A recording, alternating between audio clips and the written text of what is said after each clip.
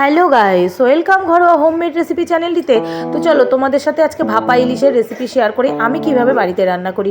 তো দেখতেই পাচ্ছ এখানে কয়েকটা মাছ নিয়ে নিয়েছি পরিমাণ মতো, আর মাছগুলো যে এত বড়, বেশ টেস্ট যেমন ছিল মাছগুলো সাইজও বড় ছিল। আর এদিকে দেখো মশলা আমি রেডি করে নিয়েছি, পরিমাণ মতন পোস্ত, কালো সর্ষে, সাদা সর্ষে আর লঙ্কা। এটা কিন্তু আমি শিলপাটায় বেটে নিয়েছি। শিলপাটায় বাটলে কিন্তু মশলা কি মাছের স্বাদও দ্বিগুণ বেড়ে যায়। তো দেখো আমি বাটির মধ্যে একটু সর্ষের তেল নিয়ে নিলাম, যাতে তেলের যে ফ্লেভারটা সেটাও মাছের মধ্যে খাওয়ার সময় পাওয়া যাবে। আর দেখো এত বড় বড় মাছ বাটির মধ্যেই ধরছে না, তো আমি বাটির মধ্যে কিন্তু খুব সুন্দর সুন্দর করে সাজিয়ে নিলাম। আর এদিকে এই যে মশলাটা, আমি যে ইলিশ মাছটা মাখা ছিল নুন হলুদ দিয়ে, আমি কিন্তু আধা ঘন্টা ম্যারিনেট করে রেখেছিলাম নুন হলুদ দিয়ে। তোমরাও তাই রাখবে, তাহলে কী হবে, নুনটা ভেতরে যাবে।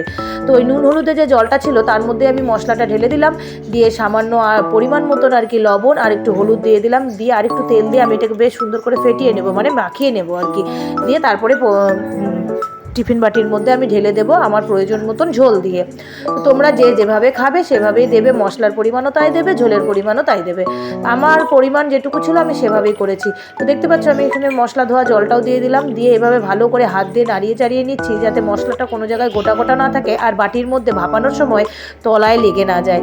তো আমি এইভাবে ভালো করে ঘেটে নেওয়ার পরে আমি বাটির মধ্যে কিন্তু সুন্দর করে ঢেলে দিচ্ছি। আমার আরেকটু জলের পরিমাণ হয়েছিল, তাই জন্য আমি আরেকটু জলও দিয়েছিলাম। এবার বাটিটাকে বেশ সুন্দর করে এভাবে নাড়িয়ে চাড়িয়ে নেব, যাতে সব মাছের গায়ে আর কি মশলাটা লেগে যায়।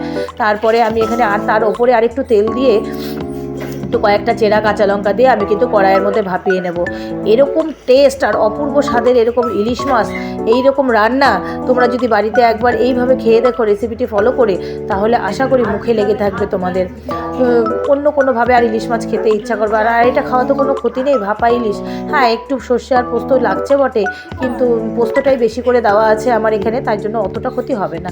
আর এক দুদিন এভাবে খাওয়াই যায়। তো যাই হোক, দেখতে দেখতে আমি এখানে কাঁচা লঙ্কাগুলো দিয়ে দিলাম, সর্ষের তেলও দিয়ে দিলাম, দেখতেই পেলে, দিয়ে সেটাকেও ভালো করে নাড়িয়ে নিলাম। আর এদিকে লবণটা আমি একটু হাতে তালুর মধ্যে নিয়ে চেক করে নিলাম লবণটা ঠিক আছে কিনা। তো দেখো এখন কড়াইয়ের মধ্যে আমি জল বসিয়ে দিয়েছি, দিয়ে ফুটছে জলটা, তার মধ্যে বাটি বসিয়ে দিয়ে আমি একটা সাঁড়াশি চাপা দিলাম, যাতে বাটিটা মানে বেঁকে ঠেকে না যায়। আর তার উপর ঢাকনি দিয়ে দিলাম, দিয়ে 10 মিনিট কিন্তু আমি এটাকে ভাপিয়ে নেবো। আর আমার রেডি হয়ে গেল ভাপা ইলিশ, টিফিন বাটিতে ভাপা ইলিশ। দেখতে লোভনীয় লাগছে না, খেতেও অসাধারণ হয়েছে। কেমন লাগলো ভিডিওটি তোমরা কমেন্টে প্লিজ জানিও, আর কে কোথা থেকে দেখছো আমার ভিডিওটি প্লিজ একটু লাইক কমেন্ট অ্যান্ড শেয়ার করে নিও। আর আমার পাশে থেকেও আমার ভিডিওটি দেখো। আর এদিকে দেখো আমি একটা থালার মধ্যে ঢেলে নিচ্ছি, যাতে দিতে অসুবিধা হয়, মাছগুলো যাতে ভেঙে না যায়। আমি সেই জন্য একটা বাটির মধ্যে আমি ট্রান্সফার করে নিচ্ছি, দিয়ে তাহলে আমার দিতে সুবিধা হবে, গোটা গোটা মাছই আমি দিতে পারবো।